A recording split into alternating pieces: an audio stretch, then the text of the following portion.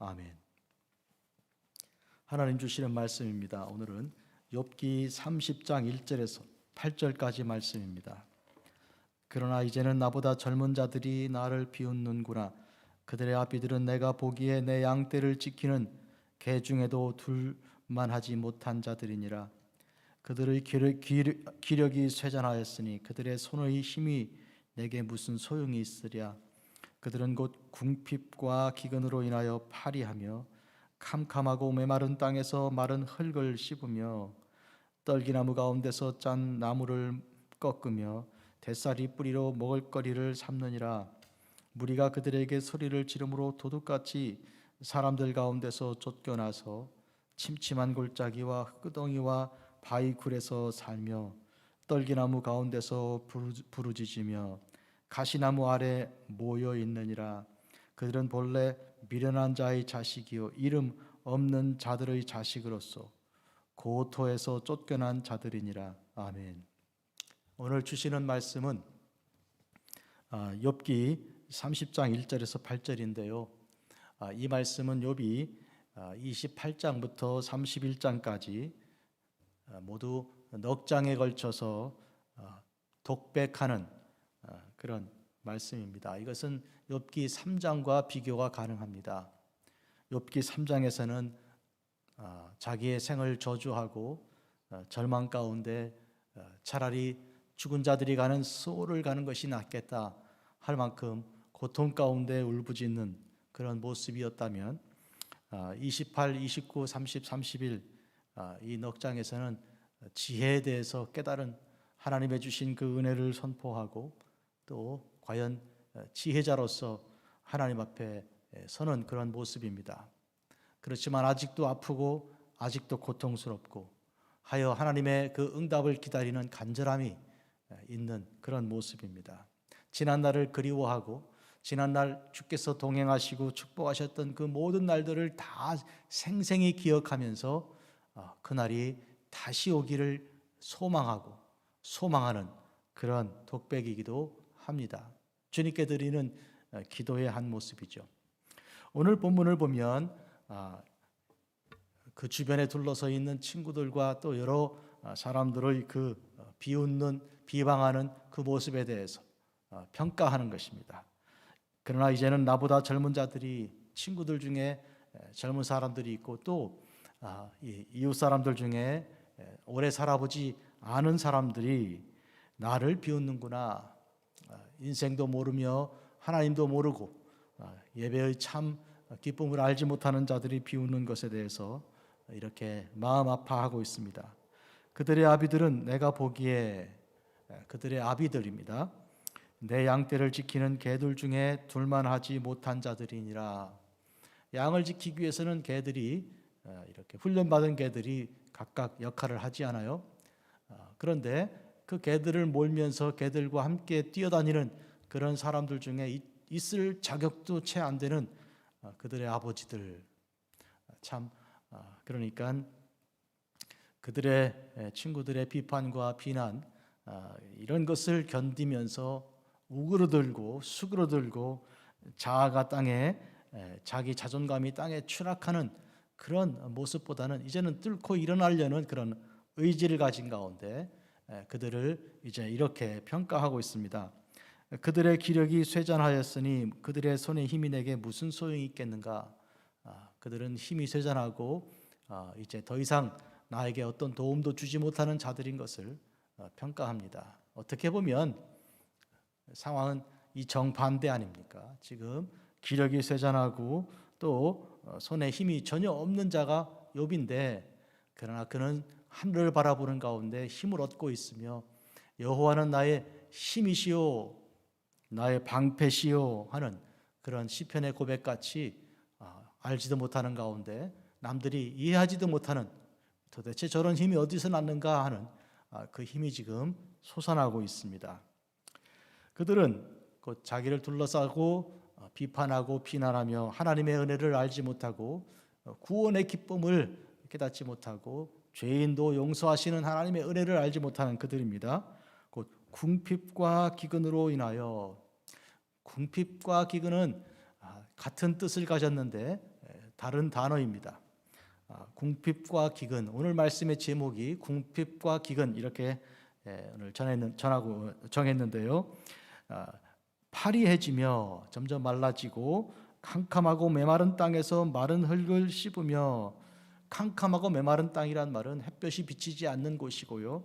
거기서 흙을 씹어요. 먹을 것이 없으니 흙을 씹어 먹습니다. 옛날에 참 먹을 것이 아주 없던 시절 들은 얘기입니다. 우리는 그렇게 살지는 않았죠. 이렇게 물이 이렇게 고여 있는 그런 그 땅에 손을 이렇게 휘 저었으면 진흙이 이렇게 올라오잖아요. 그러면 그 물을 떠서 이렇게 마셨다는 거예요. 맹물을 먹어서는 좀 흙이 면할 수 없으니까 흙인데, 흙도 아주 미세하게 뜨는 것 먹었다는 그런 얘기 들어보았습니다. 지금 마른 흙을 씹는 그런 모습이 그렇지 않을까 생각합니다. 떨기나무 가운데서 짠 나무를 먹으며, 떨기나무, 그러니까 이게 제대로 채소를 기르는 그런 채소밭이 아니고 떨기나무, 가시나무가 있는 무성한 가운데 이렇게 좀 올라오는 그런, 얼마나 되겠습니까?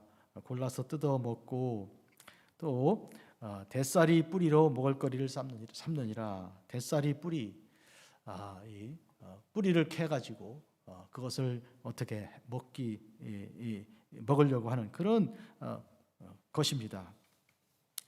특히 여기서 궁핍과 기근이 그와 같은 것이었어요. 특히 이 궁핍이란 말을 잠깐 주목해 보려고 합니다. 이 궁핍이란 말은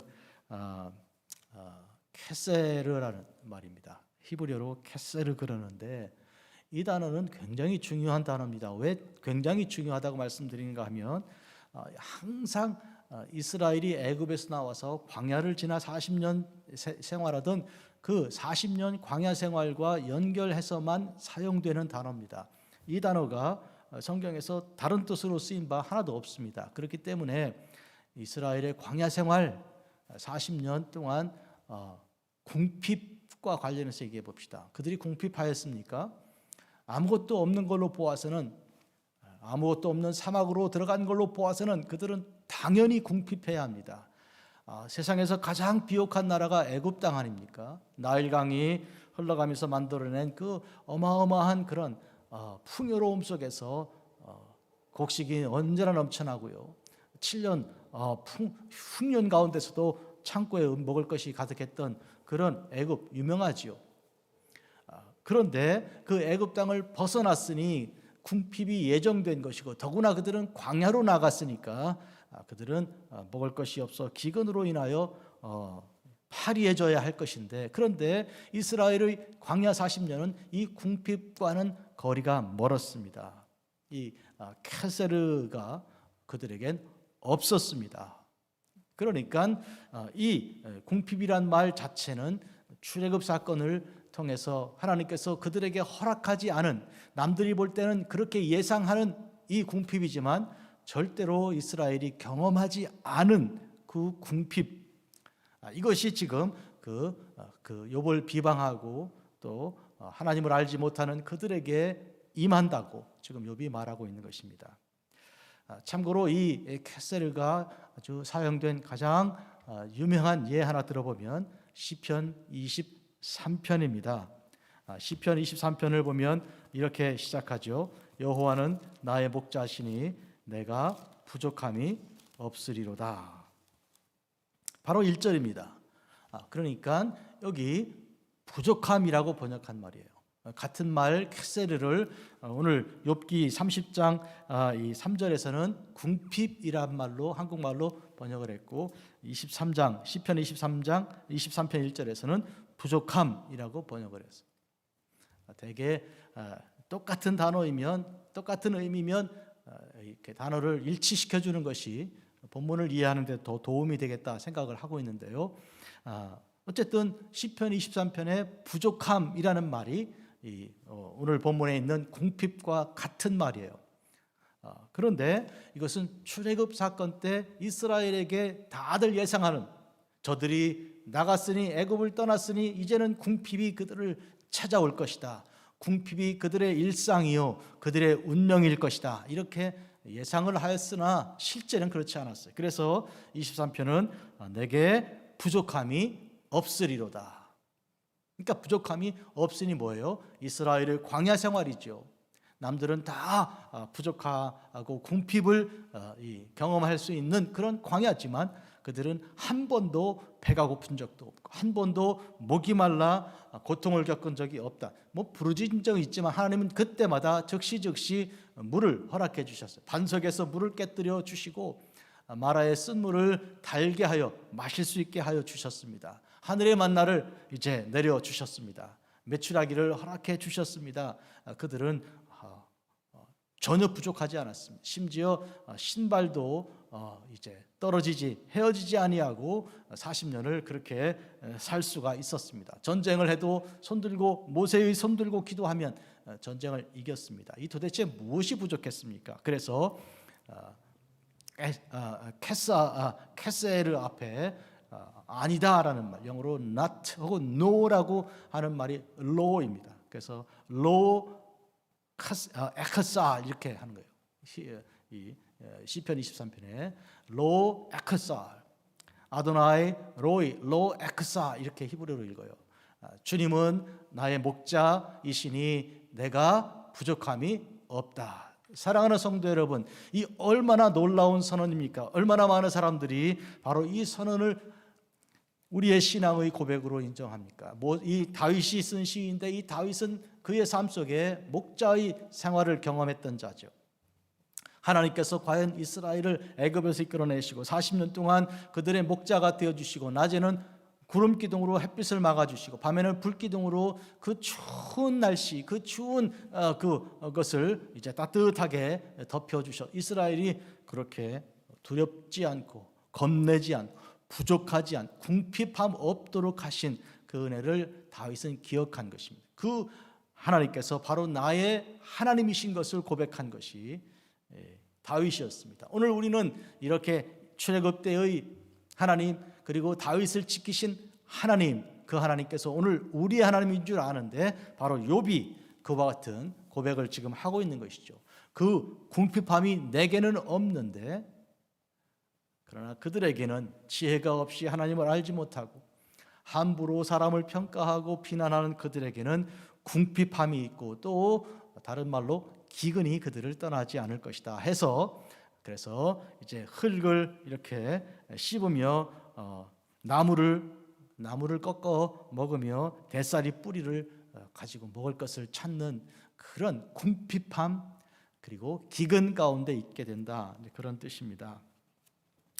5절입니다. 무리가 그들에게 소리를 지르므로 도둑같이 사람들 가운데서 쫓겨나서 어디든지 사람 있는 곳에 갈 수가 없는 것이 무리가 그들을 쫓아내고 그래서 사람 없는 곳으로 가게 되고 침침한 골짜기와 흙구덩이와 바위굴에서 살며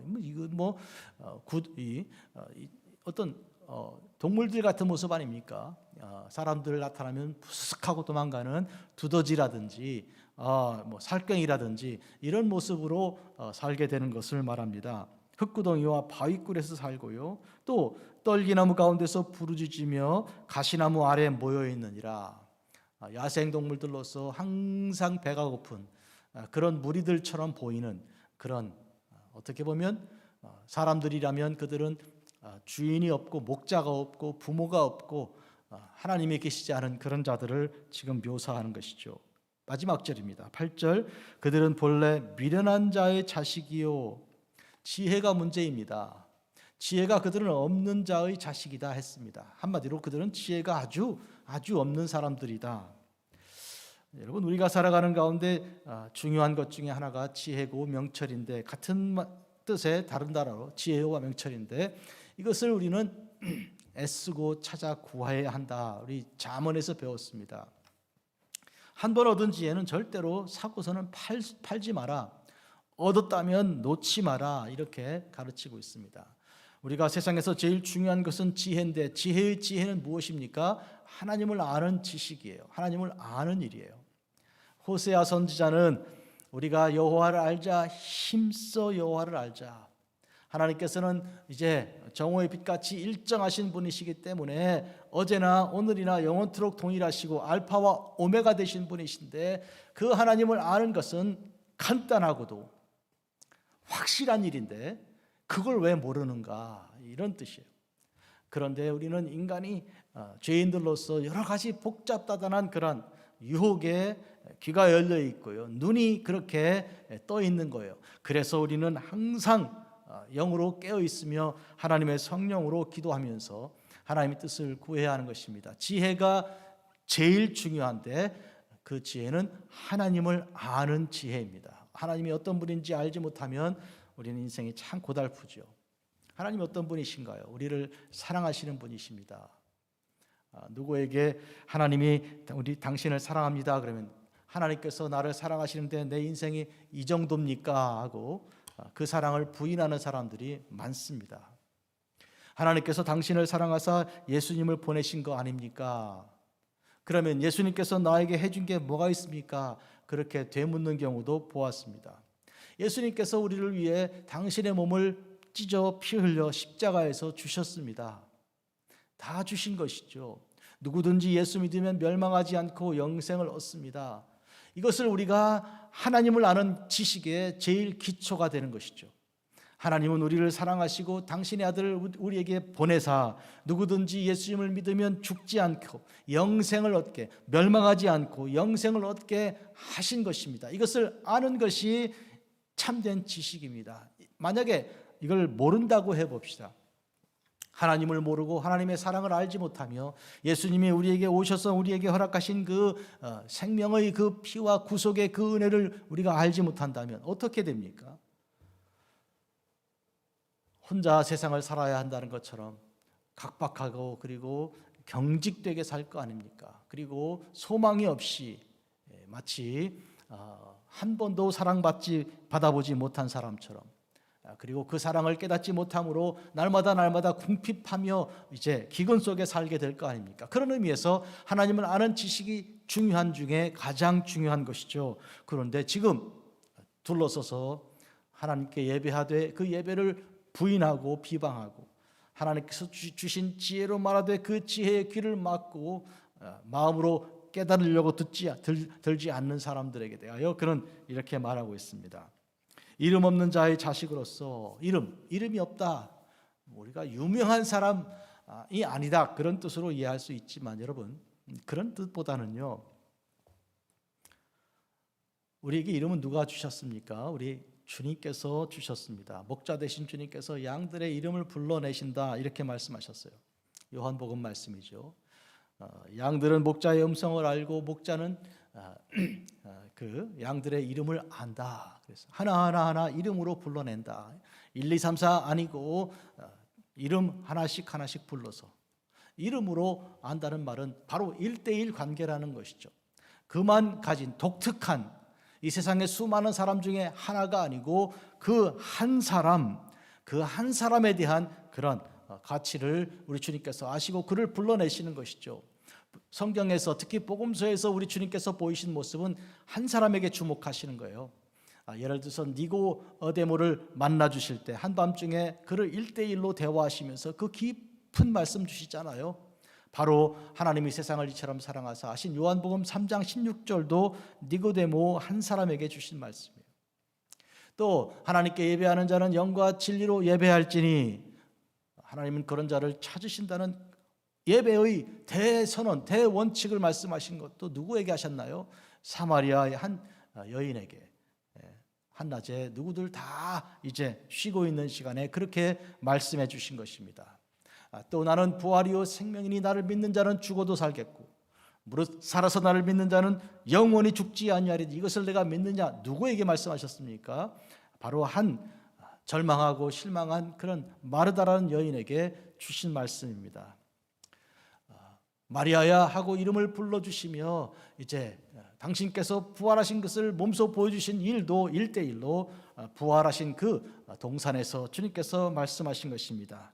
이와 같이 한 사람을 챙기시고 그 한 사람을 마리아야 하고 이름을 불러주시듯이 오늘 우리의 이름을 불러주시고 바로 우리를 만나주시는 이 사실을 우리는 경험해야 합니다. 보통 사람들은요, 사람들이 많이 모인 데를 가죠. 식당도 사람들 많이 모이고 별점 높은 데를 찾아간다든지 그런 분위기 있습니다. 유행 따라가지요. 다른 사람 다 입으면 나도 입어야 되는 줄 생각하는데요. 그런데 주님은 우리를 그렇게 대하지 않으십니다. 우리 또한 주님을 그렇게 만나지 않습니다. 1대1로 주님과 내가 주님과 함께 있는 그 복된 시간을 우리가 영적으로 깊이 묵상하는 그런 일인데 오늘 바로 그 이름이에요. 그런 점에서 이름이 없는 자의 자식이라는 것, 반대로 오늘 우리는 이름이 있다는 것이고 그 이름을 주님께서 주시고 그 이름을 불러주셨습니다. 이사야서에 보면 하나님께서 고레스에 대해서 하나님을 알지 못하던 그러나 그를 통해 이스라엘을 이제 고토에 돌아가게 하시는, 회복시키시는 그 역할을 맡겨주신 그에 대해서 너는 나를 알지 못하였을지라도 나는 너에게 칭호를 주온도라 이렇게 말씀하셨어요. 칭호, 이름입니다. 나는 너에게 이름을 주어 그 이름의 값을 할 수 있도록 사명을 주었다, 그런 뜻이에요. 이름은 사명이에요. 우리를 그렇게 부르셨다는 것은 그런 뜻이 있다는 거예요. 그래서 오늘 본문에 고토에서 쫓겨난 자들이니라, 오늘 바로 고레스 말씀을 드렸지만은 이스라엘이 쫓겨났던 그들을 다시 부르실 때 어떻게 하나님께서 이사야 선지자를 통해 주신 말씀이 무엇입니까? 너는 내 아들이라 이렇게 말씀하셨습니다. 너는 내 것이라 그렇게 하셨습니다. 분명히 그 이름을 통해 하나님께 그가 속한 자라는 것을 확인시켜 주신 것이죠. 불러내신 것이죠. 이름을 들을 때 우리는 일어나는 것입니다.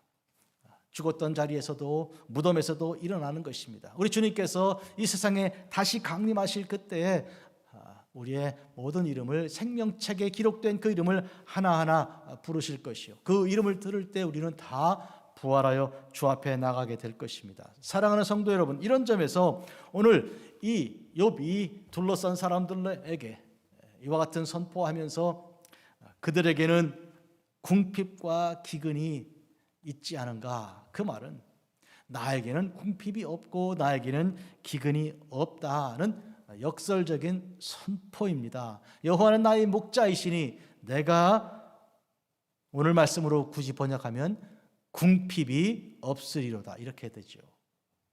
어떠십니까?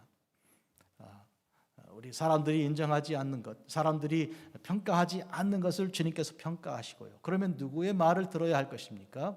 사람들은 이렇게 말해도 주께서 달리 말씀하시면 우리는 하나님, 주님의 뜻을 따라, 주님의 부르심을 따라 서야 할 것입니다. 그러므로 너희는 이 세대를 본받지 말고 오직 마음을 새롭게 함으로 변화를 받으라 하신 그대로 우리가 주의 말씀을 따라 변화되는 것입니다. 기도하겠습니다. 자비롭고 거룩하신 아버지 하나님, 아침에 저희들은